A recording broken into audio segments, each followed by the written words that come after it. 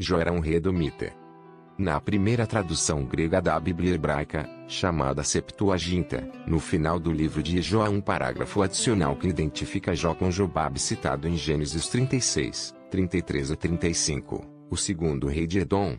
Esse parágrafo adicional afirma o seguinte, usando a tradução de Edward Orme em seu livro Commentary on the Book of Job, traduzido, para o inglês, por Harold Knight e publicado por Thomas Nelson em 1984.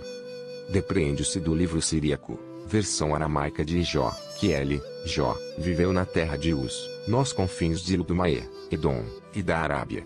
Anteriormente, seu nome era Jobabe. Depois de tomar uma mulher árabe para esposa, esta deu à luz um filho cujo nome era Enom. Seu pai era Zera, descendente de Esaú, e sua mãe era Bozorras, de modo que ele era o quinto desde Abraão. Segue a lista dos antigos reis de Edom, conforme Gênesis 36, 31 a 35, e estes são os reis que reinaram em Edom, um país que Jobabe, também governou. Contudo, não há nenhuma razão definitiva para acreditar esta afirmação como historicamente exata.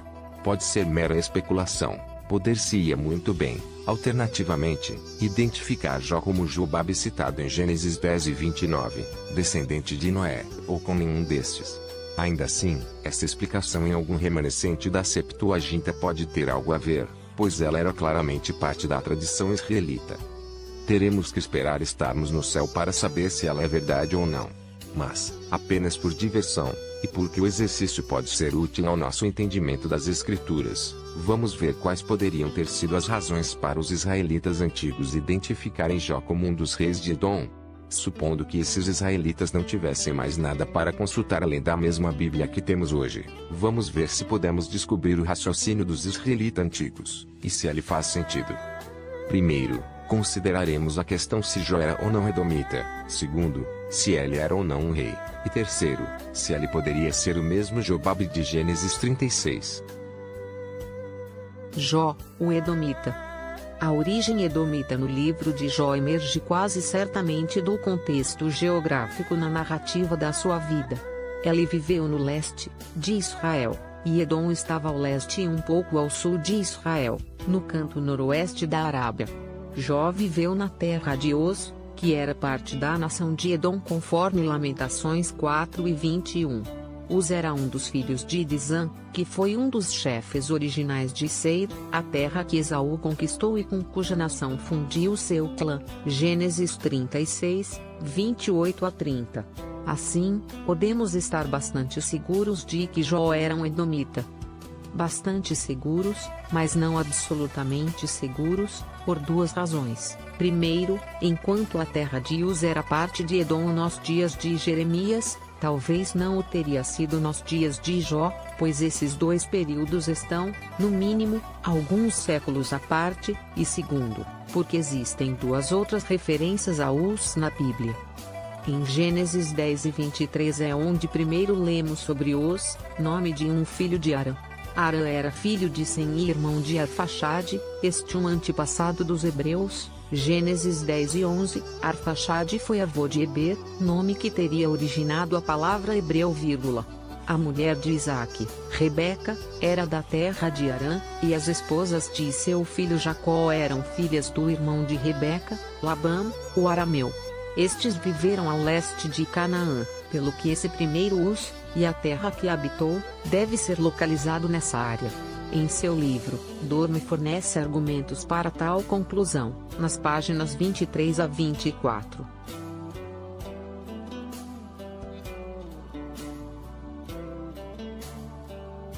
Bildade, o suíta, é descendente de Abraão através de Quetura. Gênesis 25, 2.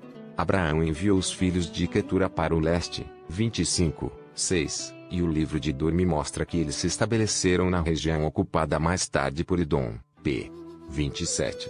Embora a origem de Zofar, o Namatita, não seja dada na Bíblia, ele claramente procedia também de Edom, visto que ele vivia na mesma área geral que os outros interlocutores, e combinaram juntos visitar a Jó. 22.11b. E finalmente Eliú, que é chamado Buzita. Buz era filho de Naor, irmão de Uz. A cidade de Bus está ligada culturalmente a Dedã e a Temã em Jeremias 25:23, e o livro de Dormi mostra que estas cidades estavam na mesma região geral, página 23. Resumindo, Jó claramente viveu após Esaú, na terra de Uz, que era parte de Edom. Assim, podemos considerar estabelecido que Jó era edomita. E o que isso significa? Para começar, isso significa que nem todos os descendentes de Esaú foram totalmente apóstatas. Alguns eram verdadeiros crentes. Vemos que ele faz o temanita, um edomita, tinha muito conhecimento verdadeiro de Yah, embora o tivesse mal aplicado.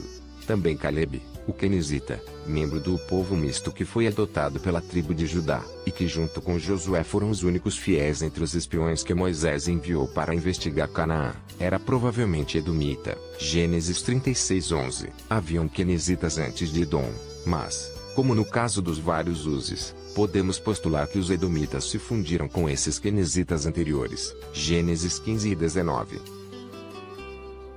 Jó como rei da terra de Edom. Sendo Jó edomita, isso já o relaciona com a era real da história de Israel. Como mostro no livro que mencionado acima, a história de Israel se divide em 3 fases. Durante a primeira fase, a era sinaítica, relatada principalmente no livro de Juízes, o pecado de Israel era basicamente sacerdotal, adoração a outros deuses. Os pecados sociais nessa era não eram muito visíveis. Durante a segunda fase, a era real, os pecados sociais foram preponderantes.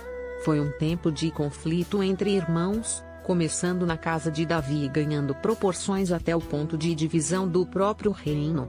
É um tempo de Jacó versus Esaú em larga escala. A terceira fase, da restauração, é um tempo marcado principalmente pela interação com os gentios. O pecado prevalecente aí se torna o sincretismo ou a miscigenação com pagãos, como em Esdras, Neemias e Malaquias.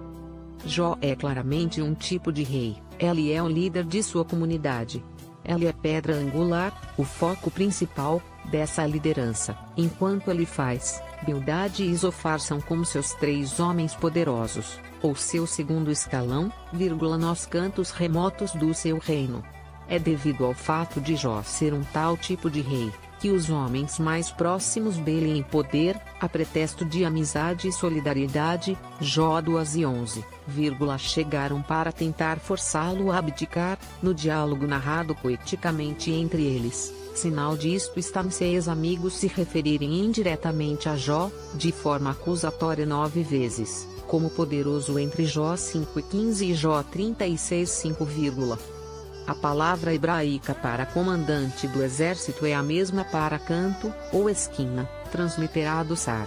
Para outros exemplos de um canto principal com outros 3 cantos poderosos, com esse sentido, ou jogo de palavras, na Bíblia, considere Davi e seus 3 generais, Daniel e seus 3 amigos, e Jesus com Pedro mais Tiago e João. Compare também Jesus com Caifás mais Herodes e Pilatos, conforme discutido acima. Observe que a menor configuração tridimensional possível requer 4 pontos de referência, formando uma pirâmide, neste caso, pirâmide de poder, com a hierarquia na vertical e o domínio na horizontal. No plano coletivo, o livro de Jó é sobre realeza. Nesse sentido, ela se conecta a 3 outros livros de sabedoria, produzidos por Salomão. Jó é sobre o sofrimento do rei. Eclesiastes é sobre a velha sabedoria do rei. Cânticos é sobre o casamento do rei com seu povo. E Provérbios é um conselho do rei ao filho sucessor, que ele se junte à companhia dos sábios, personificado como a senhora da sabedoria nos capítulos 1-9 e 31, e evite a companhia dos insensatos, personificada como loucura da prostituta, algo que Roboão, o filho sucessor de Salomão, absolutamente não se prestou a fazer. Enquanto a lei e a obediência estão associadas à era sinaítica, a sabedoria e a habilidade social estão associadas à era realismo. Os livros de lei são dados através de Moisés, enquanto os livros de sabedoria, por Salomão. Parece muito provável, então, que Salomão seja o autor do livro de Jó. Na verdade, seu capítulo 28 poderia muito bem ser parte do livro de Provérbios ou de Eclesiastes. Assim, embora não possamos saber com certeza, Salomão seria o mais provável autor do livro de Jó. Hoje, tornou-se lugar comum negar Salomão como autor de Eclesiastes, mas os argumentos contra essa teoria são tão frágeis quanto teias de aranha. O texto claramente diz quem o escreveu.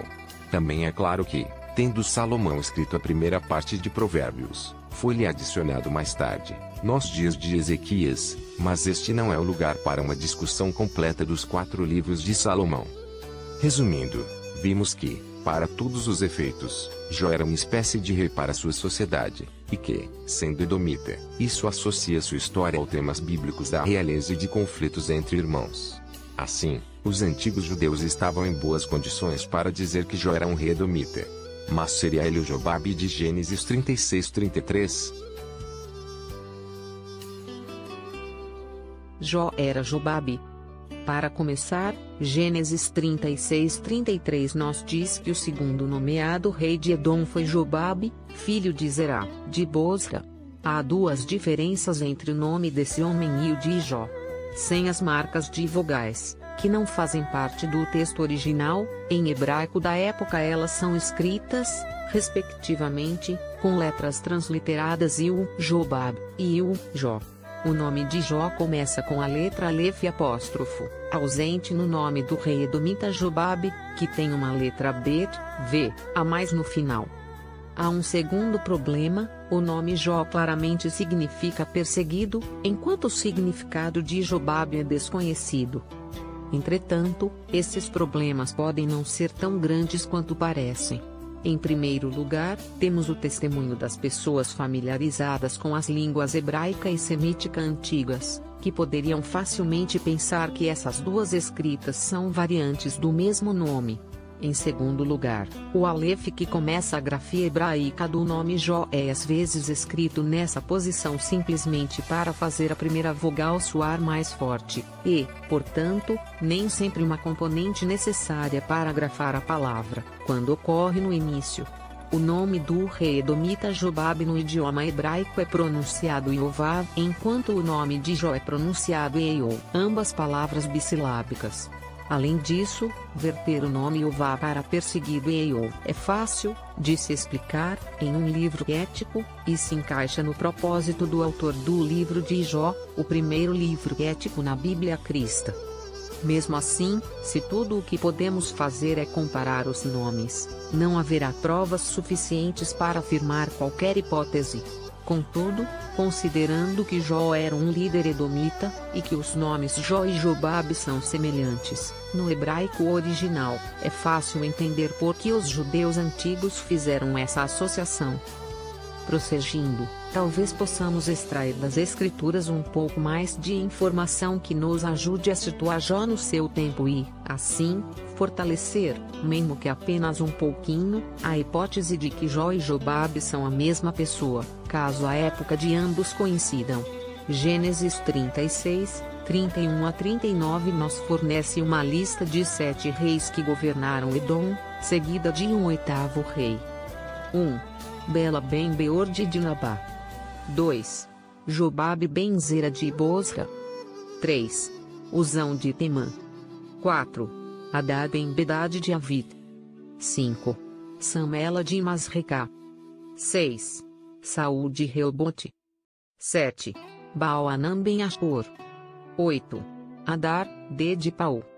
O 8º é Adar ou Haddad, escrito assim em muitas versões. A grafia hebraica para D e R são quase exatamente da mesma forma.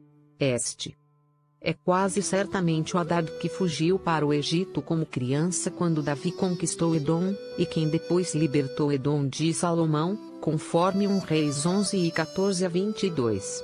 Hadad se casou com a irmã da mulher de Faraó, de nome Meetabel, assim como Salomão se casou com uma filha de Faraó. Em Gênesis 36:39, a linhagem da mulher de Hadad é nomeada. As esposas dos 7 reis edomitas precedentes não são nomeadas. Notemos que na era real, as esposas dos reis de Judá são nomeadas, identificando a mãe do próximo rei, 1 Reis 11:20, enquanto as esposas dos juízes na precedente era sinaitica não o são. Juntando Gênesis 36 e 1 Reis 11, vemos Edom sendo governado por 7 reis, depois passando por morte e ressurreição, como nação, seguido por uma nova linhagem de reis. Os 7 reis anteriores não formavam uma dinastia, tendo sido eleitos de várias cidades e famílias distintas, enquanto os reis posteriores foram descendentes de Haddad, e reis 11 e 20, por implicação, formando uma dinastia.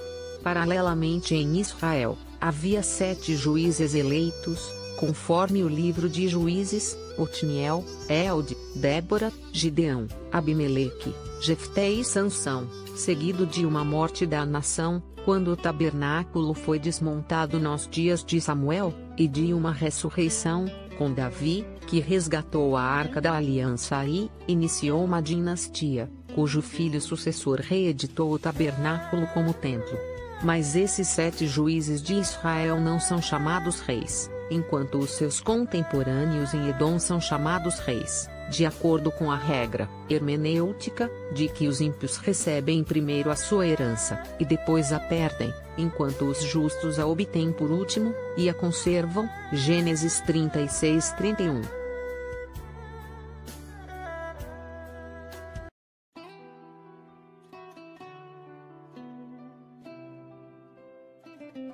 Qual é a cronologia dos 7 primeiros reis edomitas?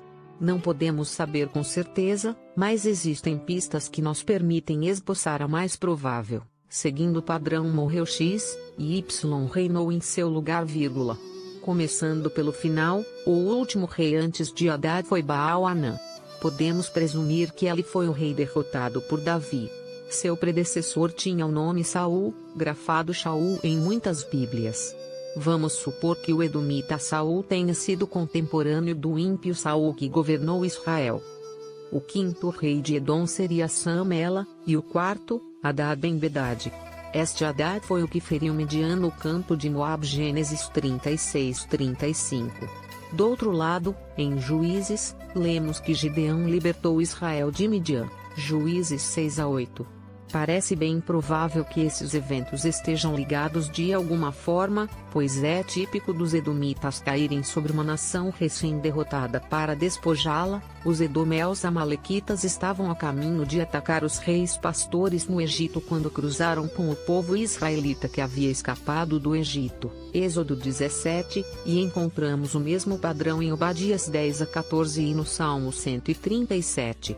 Assim, parece provável que após Gideão ter derrotado e expulsado os invasores midianitas, os edomeus comandados por Hadad ben-Bedad caíram sobre eles e os conquistaram. O 3º rei edomita teria sido Uzão, o 2º teria sido Jobabe, e o 1º, Bela, filho de Beor. Supõe-se que este Bela esteja relacionado a Balaão, filho de Beor, Números 22:5. Sabemos que nessa época já existiam reis em Edom, porque foi um rei de Edom que negou a Moisés passagem por seu território. Números 20:14-21. Se este rei era Bela, filho de Beor, Balaão seria possivelmente seu irmão. Independentemente de Bela e Balaão serem ou não a mesma pessoa, o fato de ambos serem filhos de Beor, do único Beor que é o mencionado com esse nome na Bíblia, indica a forte possibilidade de que ambos serem ao menos irmãos, se não a mesma pessoa. Portanto, contemporâneos. Entretanto, pode ser que a lista dos reis de Edom em Gênesis 36 não esteja completa. Como já havia um rei sobre Edom nos dias de Moisés, que supomos ser Bela, filho de Beor, 8 reis parece ser pouco para cobrir os 480 anos ou mais entre o fim do êxodo de Israel e a parte final do reinado de Salomão. Assim, tudo indica que houve reis de Edom que não foram incluídos na lista dos 8 em Gênesis 36, ou que Edom, nesse período de 480 anos, passou por intervalos sem rei, voltando temporariamente a ter apenas chefes regionais, durante o processo de escolha de outro rei entre esses chefes. Se Bela era rei na época de Moisés, e Jobabe veio logo depois ou imediatamente depois dele, Jobabe teria sido rei de Edom nos dias de Josué. Neste caso, Jobabe teria tido oportunidade de encontrar Moisés e seu povo em sacerdócio ao Deus no deserto, e poderia ter se convertido naquela época. A ordem de Moisés em Deuteronômio 23:7-8 indica que haviam realmente edomitas procurando se juntar a Israel nessa época.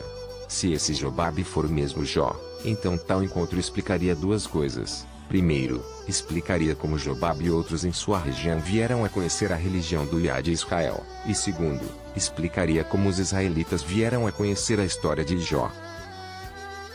Independentemente de Bela e Balaão serem ou não a mesma pessoa, o fato de ambos serem filhos de Beor, do único Beor que é mencionado com esse nome na Bíblia, indica a forte possibilidade de que ambos serem ao menos irmãos, se não a mesma pessoa.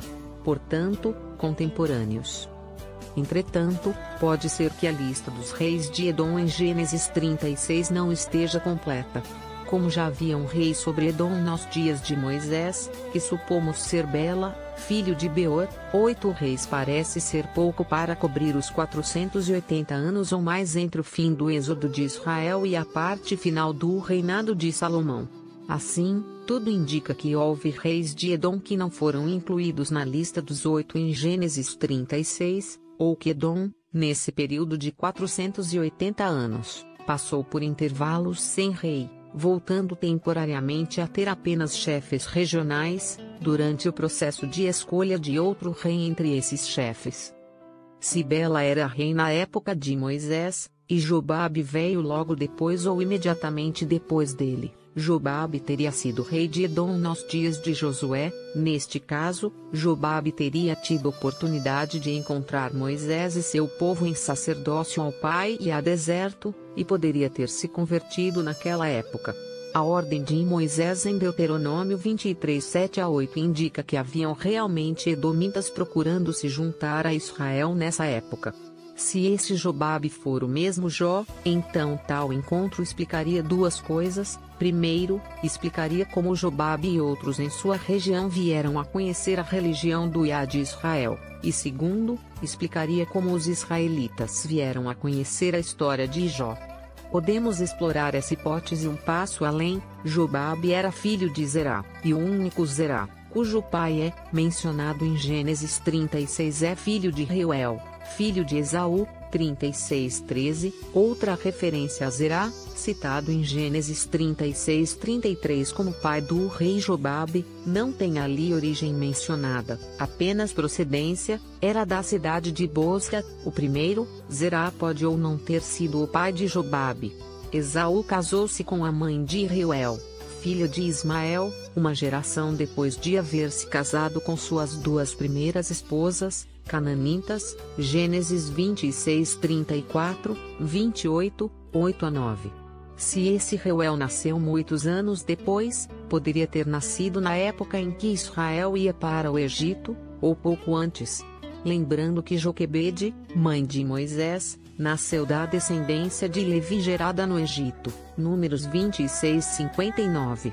Zerá, o filho de Reuel, pode ter sido um contemporâneo mais jovem de Joquebede, e assim Jobab pode ter sido contemporâneo mais jovem de Moisés. A hipótese de Reuel, mesmo sendo filho temporão de Esaú, ter gerado ao Zerá pai de um Jobab contemporâneo a Moisés, me parece remota, pelo tempo decorrido de mais de 400 anos.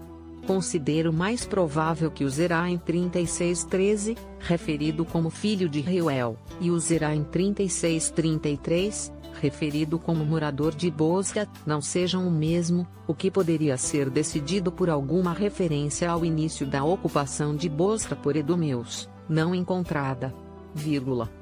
Agora, suponha que Bela e Balaão sejam a mesma pessoa.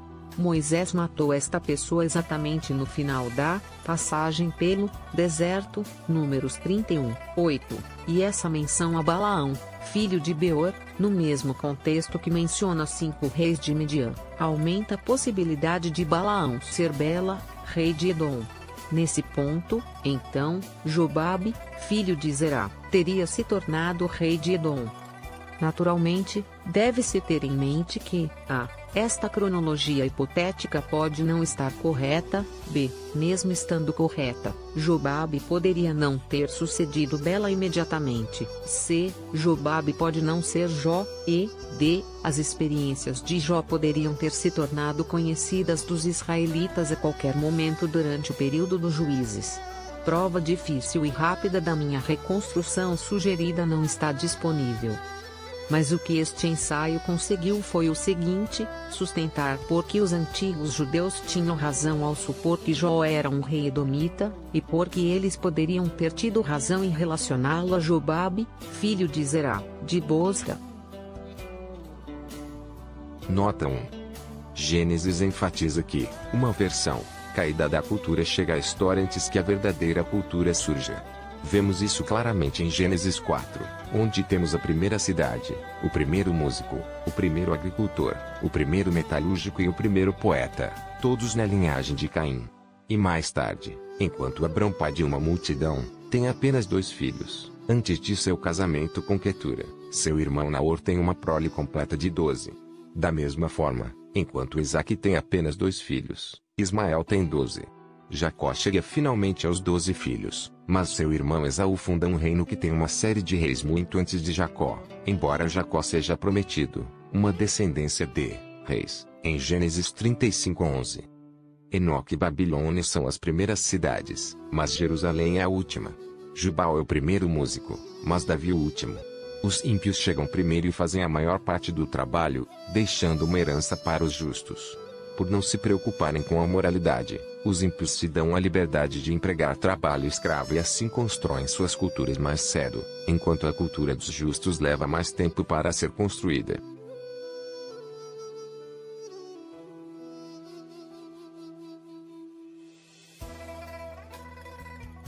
Nota 2.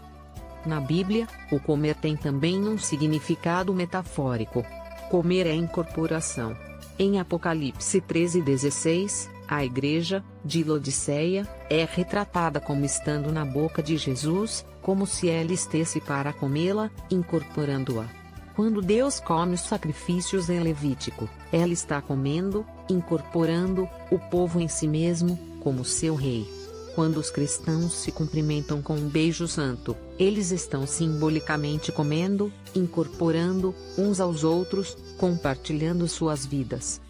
Os nomes Bela, Bela, e Balaam, Bilam, antigamente grafados, BL e BL', são obviamente relacionados com a raiz BL, que significa comer ou devorar. Na grafia hebraica do nome Balaão, o sufixo ão é evidentemente adicionado, sendo esse sufixo uma palavra que significa povo, ou pessoas, de modo que Balaão significa comedor de pessoas. A palavra Baal, encurtada para Bel, significa senhor ou marido. Sua grafia em hebraico, B''L, é simplesmente uma transposição das 2 últimas letras de BL, que significa comer, devorar. Tais transposições ocorrem ocasionalmente, ao longo do tempo, em palavras hebraicas.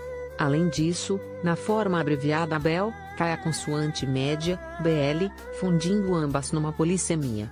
Assim, não podemos estar errando muito ao associar as 2 palavras, em certo sentido figurado, um rei é um senhor e marido, e um comedor, incorporador, de seu povo em si mesmo.